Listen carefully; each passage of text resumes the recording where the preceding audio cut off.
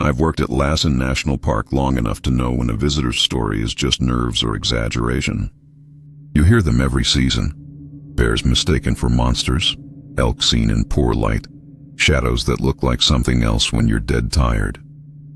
But last April, when a hiker stumbled into the visitor center at dusk, I swear to God, it was different.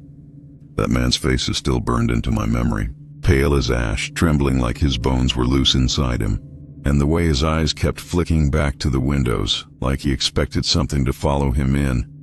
I'll never forget that. He came straight for the counter, nearly knocking over a rack of trail maps. "I saw something," he said, voice broken, too soft to be casual. His hands were shaking so bad he couldn't even hold the pen when I passed him the incident form. I brought him into the ranger office instead, away from the other visitors who were starting to stare. Gave him a paper cup of water, tried to calm him down, but he clutched that cup like it was a lifeline, knuckles white. "Take your time," I told him, notebook open. "What happened?" It was watching me. He stared down at the floor. "From the ridgeline above the Bum Pass Hell Trail. I thought it was a goat at first. Bum Pass Hell is no joke, even without monsters. The boiling mud pots, steaming fumaroles, the sulfur stink. It's like walking through another planet. But a goat? That trail's high, rocky, not where you'd expect one. It was standing on the rocks," he continued, "but it was too big. Wrong shape. When it saw me, it stood up. I'll admit I felt a chill right then. Stood up. On two legs?" He nodded quick, like a man. But it wasn't a man. Its face, oh God. Its face was almost human but flat, off, like someone stretched skin over the wrong skull. His voice cracked, and for a second I thought he was going to cry. He took a gulp of water and then added, "Then it dropped back down, on all fours, and it moved, faster than anything I've ever seen. Just gone, into the trees. I wrote it all down, trying to keep my face neutral. We get bear reports all the time, and usually you can reassure folks it's nothing. But the way he described it, the precision in his voice, the genuine terror, I couldn't laugh it off." "Did you get any photos?" I asked, already knowing the answer. He shook his head. I was frozen. By the time I thought of my phone, it was gone. I took his info, filed the report, told him what I always tell them. Fatigue, light playing tricks, maybe a bear. But inside, my stomach was tight. His story matched too many whispers I'd read in old incident logs.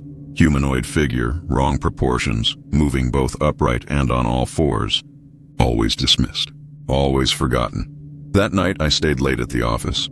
I pulled up 5 years' worth of reports, scrolling through. 3 stood out. Same area, same vague descriptions. One even said, "Stood up like a man but wasn't." Those words. And suddenly I wasn't laughing anymore. I didn't tell my brother right away. He'd just transferred to Lassen after 2 seasons at Yellowstone, fresh-faced, full of jokes. I didn't want to ruin the park for him with my unease. But spring turned into summer, and more stories trickled in. A family near Summit Lake reported bipedal footsteps circling their tent all night. They didn't see anything, but the dad said it was no bear. A photographer lost all his shots right when something massive moved through his viewfinder. 2 college kids cut their trip short after 3 days of being watched. Veteran rangers laughed it off. "Summer brings out the storytellers," my supervisor said, sipping his coffee. "People come to national parks hoping for an experience. Sometimes they invent one. I wanted to believe that, but every time I remembered that hiker's eyes, wide and broken, I knew he hadn't invented a damn thing." The turning point came on a maintenance patrol. A windstorm had knocked down half the trail deep in the backcountry. My brother and I went out with chainsaws and axes, sweating for hours as we cleared it. By late afternoon, we were beat. He suggested calling it a day.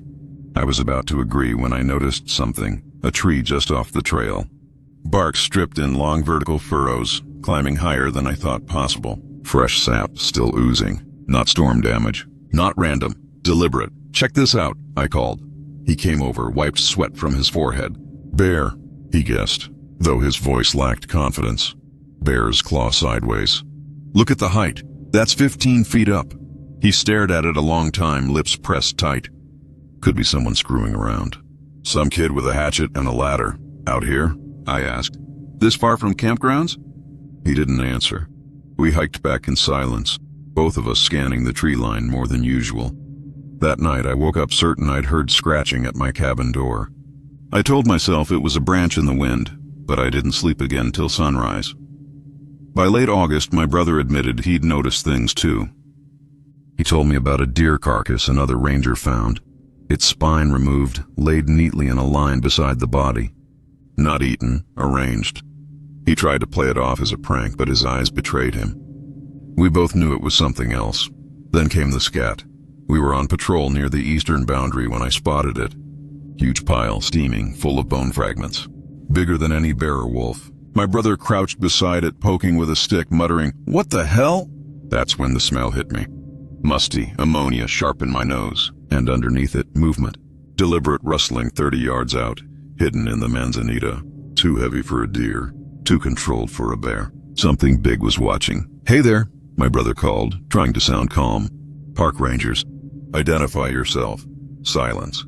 Heavy, suffocating silence. Then the brush exploded as something tore away from us, fast as a damn freight train, cracking branches as it went. We stood frozen, listening as it vanished into the distance. Neither of us spoke until we were back in the truck. "We should file a report," I said, though my voice shook. "And say what? That we got spooked by scat and bushes?" He shook his head. "They'll say it was a bear." You know it, he was right. But I couldn't let it go. That night I dug into old logs again. I found patterns stretching back decades. Every time after a hard winter or a wildfire, reports spiked. Strange smells, screams between a wolf's howl and a man's voice. People vanishing, written off as exposure but coinciding with sightings of some massive figure.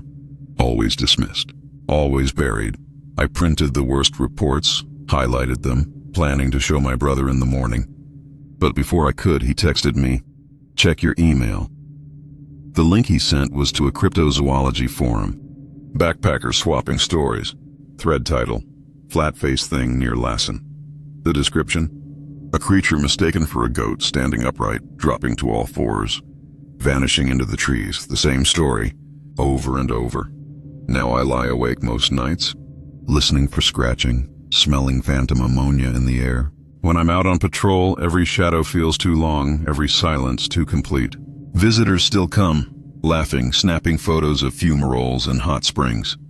They'll never know what's out there, but I do. And sometimes when I'm alone on the trail, I swear I feel eyes on me from the ridges, watching, waiting. This place isn't just a park, it's a hunting ground. And something old, something wrong isn't done with us yet. I've worked as a ranger in the West Virginia backcountry long enough to know when a camper's fright is nothing more than shadows and nerves. Kids hear coyotes yipping and swear it's witches.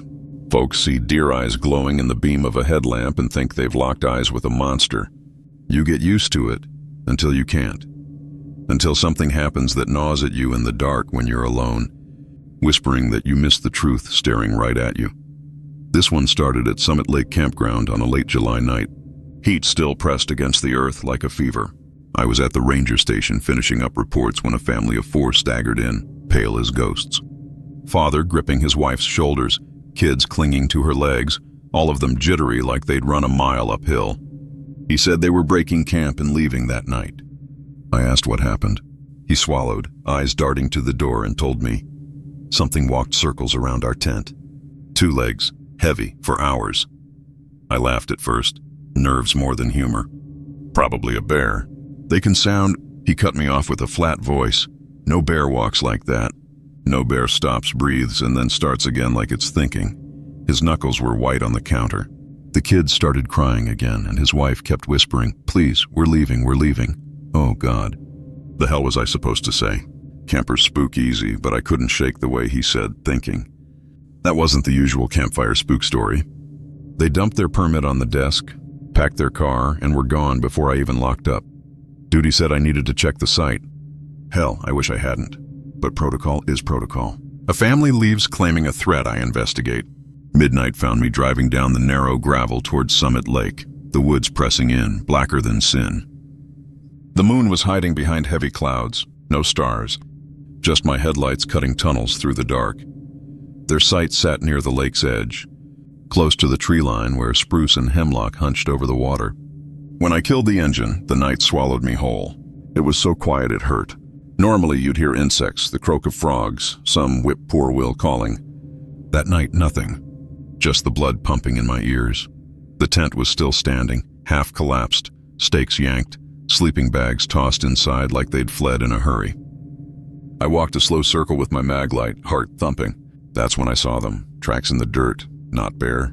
Not deer, bigger, human-shaped but too long, toes splayed wide like something barefoot but not right.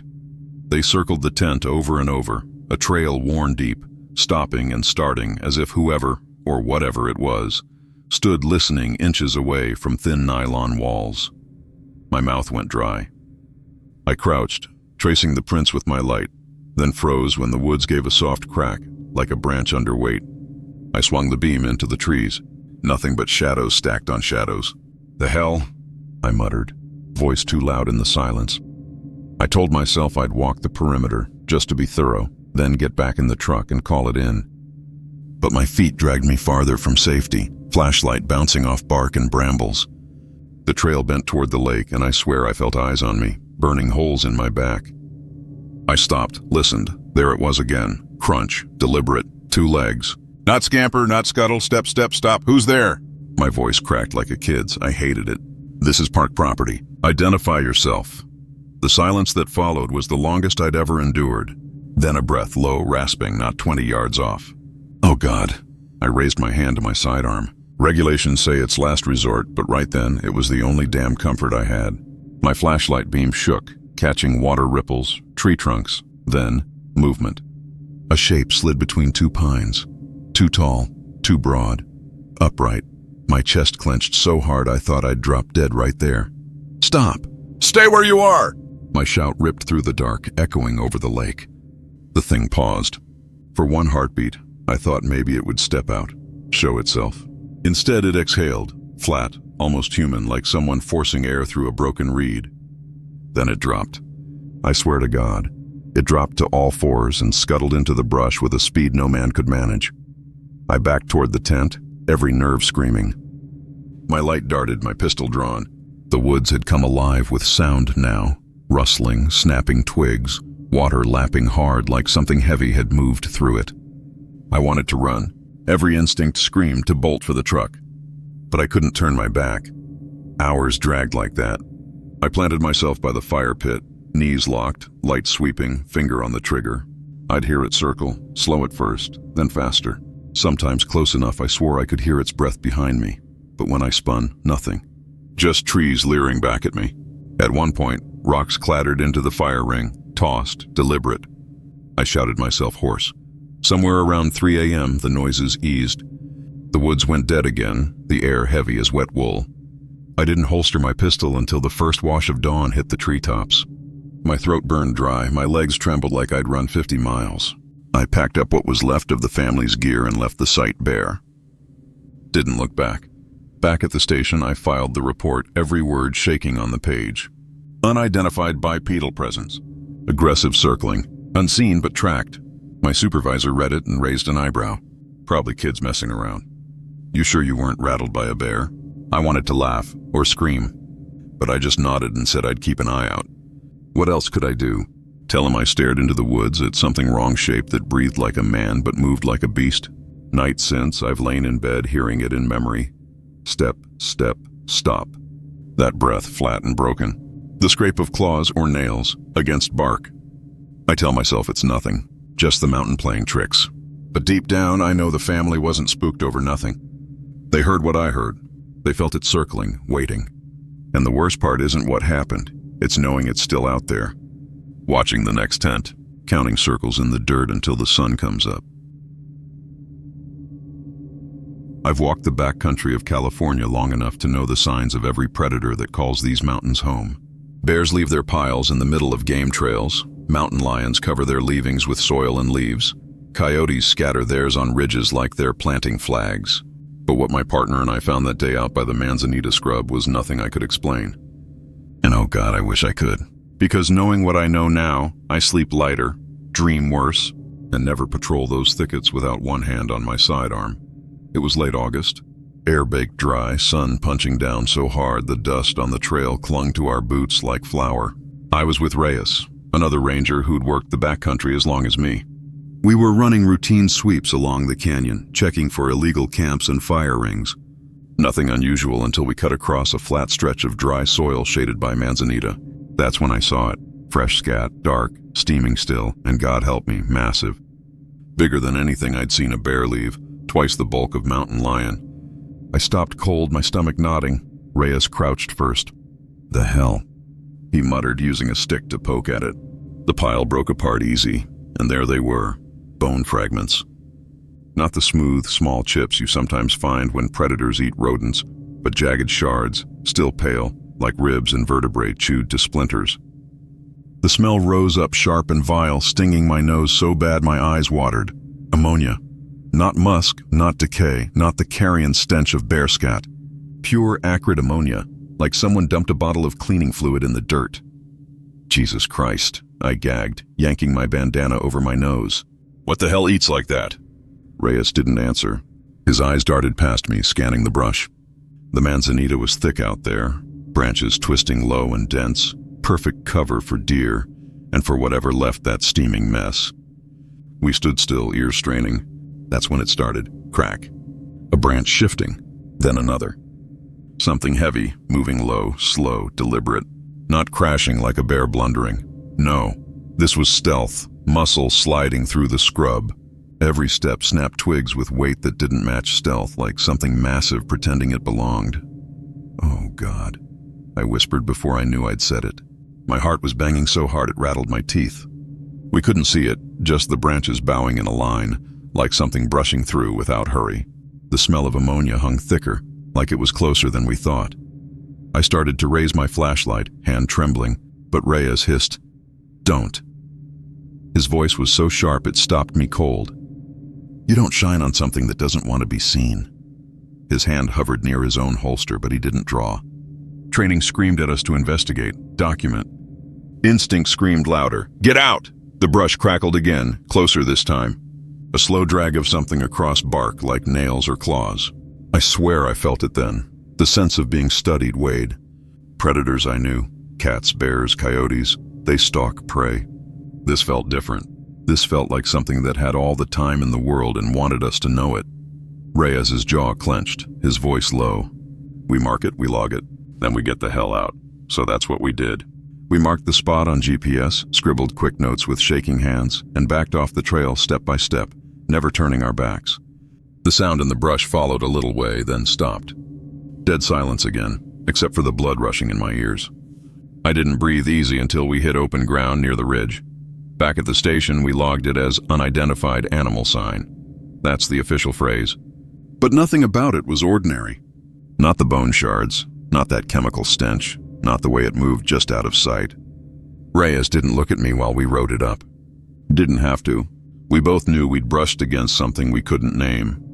That night I lay awake replaying it over and over.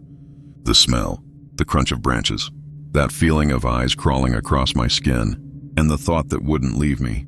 If it wanted us, it could have had us. It didn't run. It didn't hide. It just let us know it was there, big as sin, close enough to smell, smart enough to stay unseen. Sometimes I wonder if we walked away, or if it just let us. And I hate that I don't know which. The eastern boundary of Lassen is the kind of place most visitors never set foot in. It's raw, overgrown country, jagged ridges, deep manzanita thickets, and miles of silence. My brother and I were out there on assignment, checking reports of illegal campsites. It was late August, the summer crowds thinning, the park turning toward autumn. We'd already found 2 abandoned sites, charred rings, empty beer cans, wrappers half buried in the dirt. I hated this duty. It always felt like the woods were trying to tell me something, and I wasn't listening. We'd been walking for 3 hours when we stopped by a narrow stream to rest. My brother knelt, filling his bottle, and said, "You've been quiet today." I almost told him everything, the private log I'd been keeping, the strange tracks, the reports that didn't line up with any animal. But before I could answer, something on the trail ahead caught my eye. A pile in the dirt. At first I thought it was bear scat. Then I saw the size of it. "Take a look," I called. He walked back, crouched beside me. The droppings were massive, darker than bear, laced with fragments of white bone, sharp edges jutting like broken glass. Worse, it was fresh, still wet, still steaming in the cool air. The smell hit next. Oh God, it wasn't musk or decay. It was ammonia. Sharp, chemical, burning my nostrils like bleach poured into the dirt. Wrong as sin, not bear, he muttered. His voice didn't sound sure. He prodded it with a stick, lips tightening. Not elk either. Too big for wolf or coyote. I bent low, my stomach twisting. Something's been crunching bones, he nodded. His eyes said the same thing mine did. We'd never seen anything like it. That's when I smelled it again, not just from the scat, but from somewhere in the trees. A heavy reek drifting on the breeze. My brother stiffened. His hand moved to the bear spray on his belt. Mine did too. The forest around us went quiet. No birds, no bugs. Nothing but the sound of the stream gurgling over stones. Then it came, a sound in the brush. 30 yards to our right. Heavy, deliberate. Manzanita shifting as though something enormous moved low through it. Not crashing like a bear. Steady, careful, intentional. We froze, listening. The hair on my arms lifted. My gut screamed danger. Hey there, my brother called out, voice steady but tight. Park rangers. If someone's there, identify yourself. Silence, then snap. A branch broke not far. A sound that felt aimed at us, not by accident. A show of presence. I felt my throat close. The hell, I whispered. That's no hiker. We stood in a standoff with the thicket. Every muscle in my body screamed to run, but training held me still. We raised our arms, made ourselves look large, stepped back slow. The brush stayed alive with the weight of something tracking us. Not charging, not fleeing, just moving when we moved. Oh God, it was pacing us. Then suddenly it broke. The manzanita thrashed violently, something huge tearing away through the undergrowth. The sound receded fast, faster than anything that size should move. We didn't chase. No chance in hell. We marked the spot, bagged a scat sample, and left at a near run. Neither of us spoke until we reached the truck. When I finally broke the silence, my voice shook. We've got to file this. He gripped the wheel, eyes hard on the road. And say what, bear scat? Heard something in the bushes. They'll laugh. Call it a prank or a big cat. He was right. Without proof, no photos, no tracks, nothing but a bag of foul-smelling evidence. It would vanish into the pile of unexplained incidents the park had collected for decades. I hated it. That feeling of being dismissed when every nerve in my body knew we'd stared at something we weren't supposed to see. Back at the station, I logged the report anyway. Unidentified animal sign. Notes on the ammonia stink. The bone fragments. The stealth in the brush. I half expected my supervisor to erase it from the system by morning. That night, I couldn't sleep. Every creak outside the cabin set me upright in bed. Just branches in the wind, I told myself. Just deer on the move.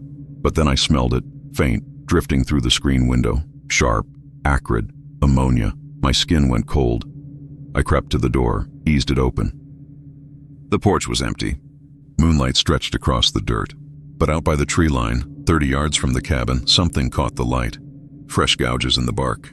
Long, vertical, 15 feet high, I shut the door, locked it, and sat in the dark with my shotgun across my knees. My brother slept in the next room unaware. I didn't wake him. What could I say? That whatever we'd found out there in the east boundary had followed us home? The smell lingered all night. When dawn came, it was gone. The gouges too, as though the trees had healed or I'd dreamed the whole thing, but I know I didn't. And I know it'll be back. Waiting for the next patrol that wanders too far east.